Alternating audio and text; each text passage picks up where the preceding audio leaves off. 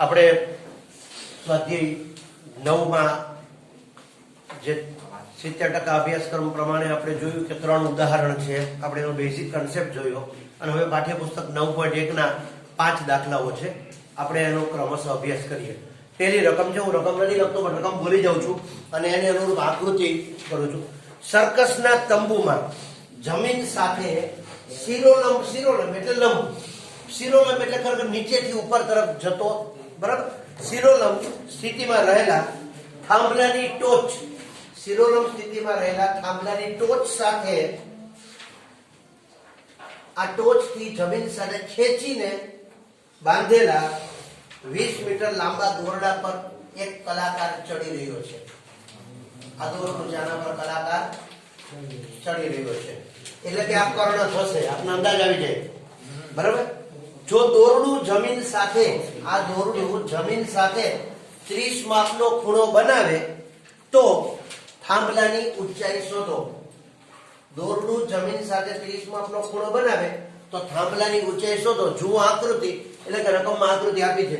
હવે આમ તમે જુઓ ને તો ખરેખર આગળના પ્રકરણમાં જે આપણે પાયથાગોરસનો ઉપયોગ કર્યો એ રીતે કરી શકાય, પણ અહીંયા શું હોય કે બાજુ એક આપી હોય, બીજી બાજુ આપી હોય તો પાયથાગોરસની મદદથી ત્રીજી બાજુ આપોઆપ મળી જાય, પણ અહીંયા એક બાજુ આપી હોય સાથે એક ખૂણો આપ્યો હોય એટલે આપણે ત્રિકોણમિતીય ગુણોત્તરનો ઉપયોગ કરીએ.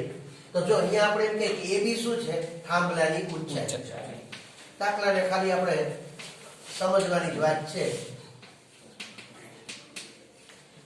BC બરાબર થાંભલાથી દોરડાનું જમીન પર અંતર. આ ખાસ લખવું પડે, નહીતર આ થાંભલા ઉપર દોરડું અહીંયા છે, દોરડું અહીંયા છેડો બાંધેલો છે, બીજો છેડો અહીંયા બાંધેલો છે, તો આ તો થાંભલા ઉપર જ દોરડું બાંધેલું છે, પણ આ થાંભલા ઉપર બાંધેલું છે ત્યાંથી તંગ દોરડું જમીન પર બાંધેલું છે. આ દોરડું જમીન સાથે 30 માપનો ખૂણો બનાવે છે અને AC એ દોરડાની લંબાઈ છે જેના પર કલાકાર ચડી રહ્યો છે. હવે આપણે થાંભલાની ઊંચાઈ શોધવી છે. ખૂણો જાણો છો, કર્ણ જાણો છો, તો સામેની બાજુ શોધવાની છે. આપણે દાખલો ગણીથી પણ એક જ્ઞાન ખાતર તમને હું 2-3 વાત ફટાફટ કહી દઉં. આના દાખલાઓ મને MCQ માં કામ આવે એટલે કે જ્યારે પણ 45 નો ખૂણો હોય ને ત્યારે સામેની બાજુ અને પાછળની બાજુ બે સરખી હોય, કારણ કે tan 45 ની કિંમત 1 છે એટલે સામેની બાજુ અને પાછળની બાજુ સરખી હોય. અત્યારે તો આ 30 ની વાત છે, પણ બીજી વાત કરું, 30 નો ખૂણો હોય ને તો એની સામેની બાજુ કર્ણ કરતા અડધી હોય. કર્ણ 20 છે તો આ 10 હોય, દાખલો ગણ્યા વગર થઈ જાય. અથવા તો એમ કહેવાય કે 30 અંશના ખૂણાની સામેની બાજુ કરતા કર્ણ બમણો હોય, બરાબર. શું કામ? તો કે sin 30 ની કિંમત 1/2 છે એટલા માટે. તો આ મોઢે યાદ રાખવાના છે. હવે આપણે દાખલો વિચારીએ ફટાફટ જ. ત્રિકોણ ABC, હંમેશા ધ્યાન રાખવાનું કાટકોણ ત્રિકોણ માટે જ આ વાત કરવાની છે અને ખૂણા હંમેશા લઘુકોણ જ લેવાના છે. તો આ ખૂણાનો sin એટલે કે sin C બરાબર સામેની બાજુ AB છેદમાં કર્ણ AC. AB શોધવું છે એટલે કર્ણ આ તરફ આવી જાય, તેથી AB બરાબર sin C, પણ C ની કિંમત 30 છે, ગુણ્યા AC. AC એટલે કર્ણ જેની કિંમત 20 છે, તો sin 30 એટલે 1/2 ગુણ્યા 20 એટલે કે AB બરાબર 10, એટલે કે થાંભલાની ઊંચાઈ 10 મીટર થાય. હવે ખૂબ જ સરળ આ દાખલા છે, એ 1 માર્કના MCQ માં અથવા ટૂંકા પ્રશ્નમાં પૂછાય તો પણ ચાલે. વર્તમાન માળખામાં તો આ દાખલો 2 કે 3 માર્કમાં હશે. આકૃતિ દોરીને તરત કરી નાખવાનો, જેનો જવાબ તમે મોઢે આપી શકો છો. નોંધી લો ફટાફટ. જો બીજો દાખલો છે, એની રકમ સમજવા જેવી છે. વાવાઝોડાને કારણે એક ઝાડ એવી રીતે ભાંગી અને વળી જાય છે કે જેથી તેની ટોચ જમીન સાથે 30 માપનો ખૂણો બનાવે છે અને તે જમીનને સ્પર્શે છે. ઝાડની જમીનને સ્પર્શતી ટોચ અને થડ વચ્ચેનું અંતર 8 મીટર હોય તો ઝાડની ઊંચાઈ શોધો. હવે જો હું તમને સમજાવું, દાખલા તરીકે આ એક ઝાડ છે, બરાબર, સમજો. આ એક ઝાડ છે, આખું જમીન પર શિરોલંબ ઊભું છે, પણ વાવાઝોડાને કારણે ઝાડ અમુક ઊંચાઈથી તૂટી જાય છે. તૂટે છે, હું તૂટે જે શબ્દ બોલું છું ને એટલે બટકે જે શબ્દ બોલું. તૂટે તો કટકા થઈ જાય, એને બદલે એવી રીતે તૂટીને વળે છે કે એ ઝાડ છે એ ઉપરથી વળે છે, એ છૂટું પડતું નથી, પણ એની ટોચ છે એ વળી અને આ રીતે જમીન સાથે ખૂણો બનાવે છે 30 માપનો. એટલે કે આ રીતનો કાટકોણ ત્રિકોણ બની જાય. દાખલા તરીકે આ એસી ઝાડ છે, તમે જોઈ શકો છો, જેમ અહીંયા મેં બતાવ્યું છે એમાં પણ આ એસી આખું ઝાડ છે. આ ઝાડ ટોચ એ આગળથી વળે છે અને બી આગળથી તૂટે છે, પણ અહીંથી છૂટું પડતું નથી. એટલે આ એબી ભાગ છે એ પવનને કારણે નમી અને આ એબી ભાગ છે એ અહીં જમીનને અડે છે. એટલે એ મેં અહીંયા બતાવ્યો છે, ખરેખર અહીંયા પહોંચી જાય છે. બીસી ભાગ એવો છે ઝાડનો કે જે તૂટ્યા વગરનો રહી જાય છે. માનો કે આપણે એક્ઝેક્ટ હજી આકૃતિને વિચારીએ તો માનો કે આપણે આમ લઈ થોડું હજી મોટું કે આ ઝાડ છે, એનો આ ભાગ છે એ તૂટ્યા વગરનો રહે છે અને આટલો ભાગ વળી જાય છે. વળે છે એ ભાગ જમીનને અડે છે. જમીનને એવી રીતે અડે છે, જો આ આકૃતિ એક્ઝેક્ટ તમને ખ્યાલ આવે છે, જમીનને અડે છે એ જમીન સાથે 30 માપનો ખૂણો બનાવે છે. ઝાડના થડથી ઝાડની જમીનને અડતી ટોચ નું અંતર 8 મીટર છે. તો વૃક્ષની ઊંચાઈ શોધો. હવે આ વૃક્ષની ઊંચાઈ શોધવી છે તો વૃક્ષની ઊંચાઈ તો AB વત્તા BC એટલે કે આખું 80 છે. પણ એમાં એક AB શું છે તો કે વૃક્ષનો વળેલો ભાગ. જે AB આ છે ઈ જ આ છે. તમારું AB ઉપર છે, પણ હવે તમારો નવો ત્રિકોણ બન્યો BCA, જેમાં C કાટખૂણો છે. તો તમારો AB છે ઈ તો તમારો કર્ણ થઈ ગયો, કારણ કે ઉપરથી આ વળેલો ભાગ ક્યાં આવી ગયો? અહીંયા. BC શું છે? ઝાડનો એટલે કે વૃક્ષનો બાકીનો ભાગ જે વળ્યો નથી તે. હવે જો તમારે વૃક્ષની કુલ ઊંચાઈ જોતી હોય તો તમારે શું શોધવું પડે? BC શોધવું પડે અને AB શોધવું પડે. AB વત્તા BC કરો એટલે વૃક્ષની કુલ ઊંચાઈ મળે. અને AC શું છે તો કે વૃક્ષના થડથી એટલે કે તળિયાથી જમીન પર વૃક્ષની ટોચ જે અડે છે એ અંતર. હવે તમને ખૂણો આપ્યો છે, પાસેની બાજુ આપી છે. તમારે પહેલું કામ શું કરવું પડશે? સામેની બાજુ શોધવાની, એને 1 નંબર આપો. પછી ખૂણો અને પાસેની બાજુની મદદથી કર્ણ અથવા સામેની બાજુની મદદથી કર્ણ શોધો, એને તમે 2 નંબર આપો. પછી તમે AB અને BC નો સરવાળો કરો એટલે વૃક્ષની ઊંચાઈ મળે. અહીંયા મેં તમને એક ટેકનિક કીધી હતી કે 30 નો ખૂણો છે, જો સામેની બાજુ મળી જાય તો કર્ણ એના કરતા કેવો હોય? ડબલ. અથવા પેલા કર્ણ મળી જાય તો સામેની બાજુ કેવી હોય? અડધી. આપણે તો અત્યારે સાઈન નો એનો ઉપયોગ કરીને જ કરશું, પણ આ કન્સેપ્ટ આપણા મગજમાં હોય તો કામ આવે. તો ચાલો એક કામ કરીએ. ખૂણો છે, પાસેની બાજુ છે, તો એની મદદથી આપણે કર્ણ શોધીએ. તો શેનો ઉપયોગ કરશું? કોસ. કારણ કે પાસેની બાજુ અને કર્ણ મળી જાય એટલે એનું હાફ કરી નાખશું એટલે શું મળી જશે? સામેની બાજુ. અથવા સાઈન થી કરશું આપણે. તો ચાલો આપણે જોઈએ. ત્રિકોણ ACB માટે ખૂણો જાણી છીએ, પાસેની બાજુ જાણી છીએ, કર્ણ શોધવો છે, માટે આપણે કોસનો ઉપયોગ કરી છીએ. તો કોસ A બરાબર પાસેની બાજુ AC છેદમાં કર્ણ AB. આપણે AC આપ્યું છે, સોરી, કર્ણ AB શોધવું છે. તો કર્ણ AB ઉપર આવે ને કોસ A ક્યાં જાય? નીચે. એટલે કે AB બરાબર AC છેદમાં કોસ A. હવે કિંમત મૂકીએ તો AB બરાબર AC એટલે 8 અપોન કોસ A એટલે કોસ 30. કોસ 30 ની કિંમત છે √3/2. તેથી AB બરાબર 8 અપોન √3 અને છેદના 2 ક્યાં જશે? તેથી AB બરાબર 8 દુ 16 વર્ગમૂળ 3. આને હું 1 નંબર આપી દઉં છું, સાઈડ પર રાખી દઉં છું.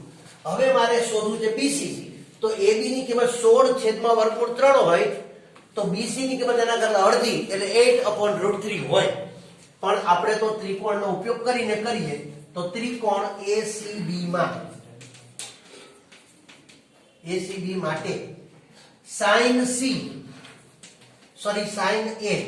તો sin A બરાબર સામેની બાજુ BC છેદમાં કર્ણ AB.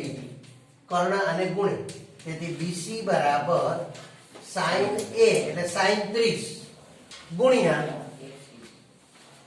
AB હવે કિંમત મૂકીએ sin 30 એટલે 1/2 અને AB ની કિંમત 16/√3 8 દુ 16 તેથી BC બરાબર 8/√3 હવે તમારી પાસે AB અને BC ની કિંમત મળી ગઈ તમારે જોઈએ છે AC તો આપણે આમ લખશું AC બરાબર AB વત્તા BC AB એટલે 16/√3 વત્તા 8/√3 √3 લસા આવે બંનેના છેદમાં છે એટલે સીધો સરવાળો થાય આ 16 વત્તા 8 એટલે કે 24/3 હવે જે જ્ઞાન આપણી પાસે છે એ પ્રમાણે જવાબમાં ક્યારેય છેદમાં અસમય સંખ્યા એટલે કે વર્ગમૂળ હોવા જોઈએ નહીં તો આ છેદના √3 દૂર કરવા માટે બે રીતે કામ થાય આપણે એને ઉપર નીચે વર્ગમૂળ 3 વડે ગુણી શકીએ અથવા તો 24 માંથી 8 કરી 24 કરીને 3 લઈએ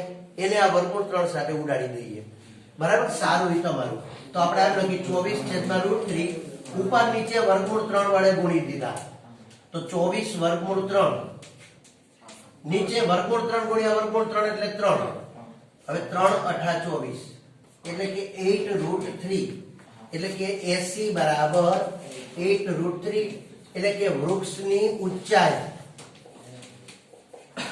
8/3 મીટર થાય હવે આ જ વસ્તુને તમે જુદી જુદી રીતે બતાવી શકો કે ભાઈ પહેલા ખૂણો આપ્યો છે પાછળની બાજુ આપી છે tan નો ઉપયોગ કરીને સામેની બાજુ શોધો આ મળી જાય પછી ખૂણા અને સામેની બાજુની મદદથી કર્ણ શોધો એટલે કે તમે અહીંયા એટલું ફાઇનલ છે કે તમારે સામેની બાજુ અને કર્ણ શોધવો છે તો તમે અહીંયા tan નું સૂત્ર વાપરી અને તમે સામેની બાજુ અને પાછળની બાજુની મદદ સામેની બાજુ શોધી શકો sin નું સૂત્ર વાપરી સામેની બાજુનો કર્ણ પૈકી એક મળે તો બીજું મેળવી શકો પણ જે ક્રમ જાળવો એ જોતું જવાનું તો આ રીતે તમે નોંધી શકો છો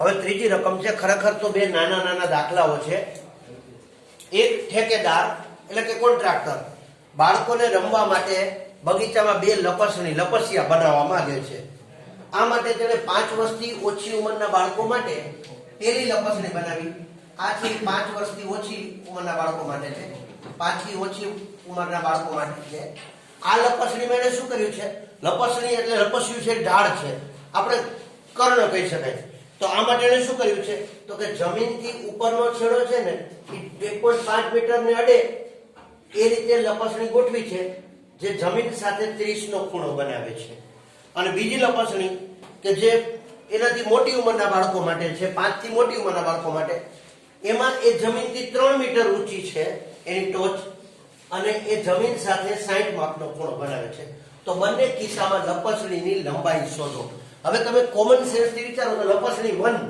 કે જેને ત્રિકોણ ABC તરીકે નામ આપ્યું જે લપસણી છે એ સ્લોપ છે ઢાળ છે કાટકોણ ત્રિકોણનો કર્ણ છે જમીન સાથે 30 નો ખૂણો બનાવે છે અને જમીનથી 1.5 મીટર ઊંચાઈ છે તો ખૂણો જાણો છો સામેની બાજુ જાણો છો કર્ણ શોધી લો એટલે પેલી લપસણીની લંબાઈ મળી જાય બીજી લપસણી માટે સેમ સ્ટોરી જમીનથી 3 મીટર ઊંચી છે ઘણા લોકો એ કોમન સેન્સ થી વિચારે કે આના કરતા લંબાઈ ડબલ છે ખૂણો ડબલ છે તો લપસિયાની લંબાઈ ડબલ થઈ જાય પણ એવું ન બને એવું નહીં બને થોડું આપણે સમજવાનું છે તો અહીંયા લપસણી 1 માટે આપણે આમ કહીએ ત્રિકોણ ABC માટે tan C બરાબર સામેની બાજુ છેદમાં કર્ણ શોધવો છે sin C બરાબર સામેની બાજુ AB છેદમાં કર્ણ AC ને આપણે અંશમાં લીધી તેથી AC બરાબર AB છેદમાં sin C હવે કિંમત મૂકીએ AB એટલે 1.5 મીટર છેદમાં sin C એટલે 1/2 તો છેદના 2 છે એ અંશમાં જશે એટલે 1.5 ગુણ્યા 2 છેદમાં 1 એટલે કે AC બરાબર 3 મીટર એટલે કે નાની લપસણી છે અથવા લપસણી 1 નાની લપસણીની લંબાઈ 3 મીટર થાય હવે મોટી લપસણી એટલે કે ત્રિકોણ XYZ લંબ છે અને આ લપસણીની ટોચ જમીનથી 3 મીટર ઊંચી છે જમીન સાથે 60 માપનો ખૂણો બનાવે છે તો ત્રિકોણ XYZ માટે આ ખૂણાનો સાઈન લઈ લઈ એટલે કે સાઈન z બરાબર સામેની બાજુ xy છેદમાં કર્ણ xz. xz આપણે શોધવા છે, તેથી xz બરાબર xy છેદમાં સાઈન z. હવે કિંમત મૂકીએ. xy ની કિંમત 3 મીટર છે, સાઈન 60, તેથી 3 છેદમાં સાઈન 60 એટલે √3/2. અહીંયા √3 છેદનો બગડો ઉપર. હવે તમને કોમન સેન્સ થી ખ્યાલ હોય કે 3 છે ને upon √3 છે, છેદમાં વર્ગમૂળ 3 ચાલે નહીં. અને બીજું કે આ 3 માં 2 વખત વર્ગમૂળ 3 હોય, વર્ગમૂળ 3 ગુણ્યા વર્ગમૂળ 3, તો આ √3 અને 3 નો છેદ ઉડે તો શું વધે? √3. એટલે કે xz બરાબર 2√3 મીટર. એટલે કે મોટી લપસણી અથવા બીજી લપસણી ની લંબાઈ 2√3 મીટર થાય. હવે આગળ આપણને કીધું નથી, પણ આ વસ્તુ ખાલી કહું છું તમને કે વર્ગમૂળ 3 ની કિંમત 1.73 છે આશરે. આ હું એ લખું છું નોલેજ માટે લખું છું. તો 2 ગુણ્યા 1.73 એટલે કે 3 દુ 6, 7 દુ 14 નો ચોગડો વધી 1, 2 ગુણ્યા 3.46 મીટર થાય. એટલે તમને ખ્યાલ આવે કે અહીંયા ઊંચાઈ 1.5 ની 3 થઈ ગઈ, ખૂણો 30 નો 60 થયો, તો આ લપસણી 3 મીટર હતી, તો આ લપસણી 3.46 મીટર છે. આ કઈ 6 મીટર નથી. અને આવું ન બનવાનું કારણ એ છે કે અહીંયા આપણે સામેની બાજુ પાછળની બાજુ કર્ણના ગુણોત્તરો લેવાના છે. આ કોઈ સમરૂપ ત્રિકોણો નથી, એટલે સમ પ્રમાણમાં વધારો બને પણ સરખો વધારો ન હોય. તો આ રીતે આપણે બંને લપસણીમાં 2 સાદા કાટકોણ ત્રિકોણથી જ આપણે કરી શકીએ. તમે નોંધી લેજો.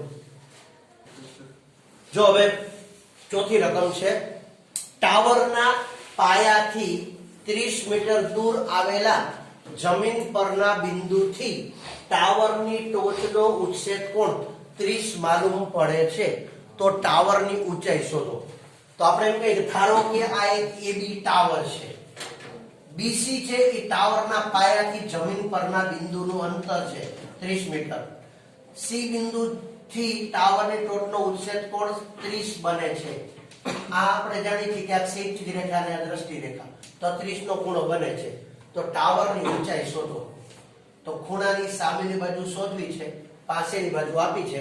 તો ત્રિકોણ ABC માટે આ ખૂણા માટે સાઈન સામેની બાજુ છે તો સાઈન વાપરવાનો વિચાર આવે, પણ કર્ણ આપેલો નથી, એની બદલે આપેલું શું છે? પાછળની બાજુ. તો આપણે tan નો ઉપયોગ કરીએ.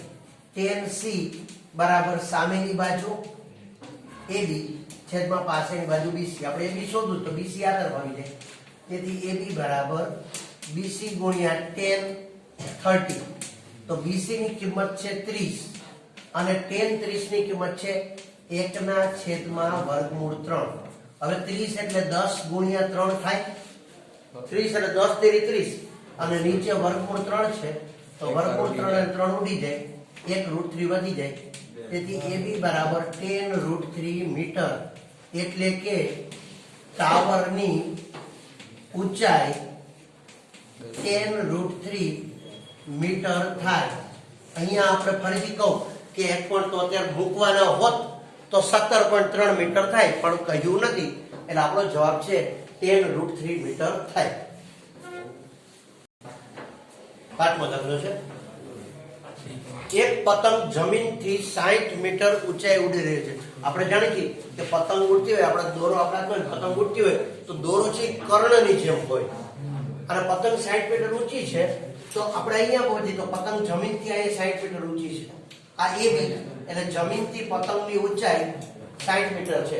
હવે આગળ એમ કીધું છે કે આપણે એવું માની લઈએ ક્ષણભર કે દોરીને જમીન પરના એક બિંદુ સાથે બાંધેલ છે.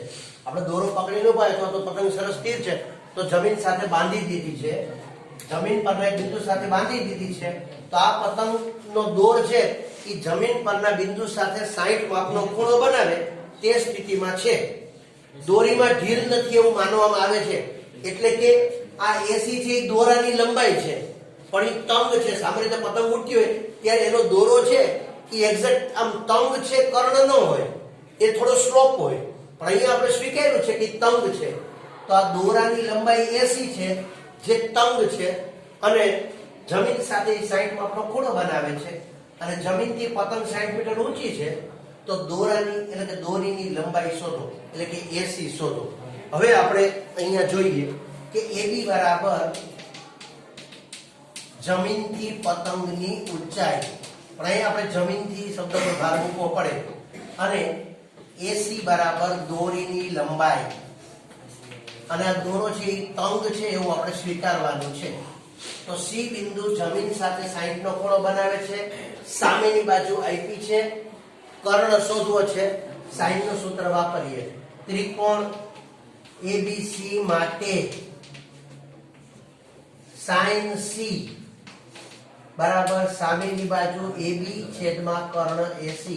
AC શોધવું છે, તેથી AC બરાબર AB છેદમાં sin C, પણ C ની કિંમત કેટલી છે? 60. તેથી AC બરાબર AB ની કિંમત 60, sin 60 એટલે √3/2. હવે 60 છે તો આપણને ખબર છે કે 60 માં 3 આવેલા છે, તો 20 તેરી 60, તો આપણે આમ લખાય 20 × 3 × 2. મેં 60 ના ભાગ કર્યા, 20 તેરી 60 × 2 છેદમાં √3. તો √3 અને 3 ઉડી ગયા એટલે ઉપર એક √3 વધ્યા, અને 20 દુ 40 √3 મીટર, એટલે કે દોરીની લંબાઈ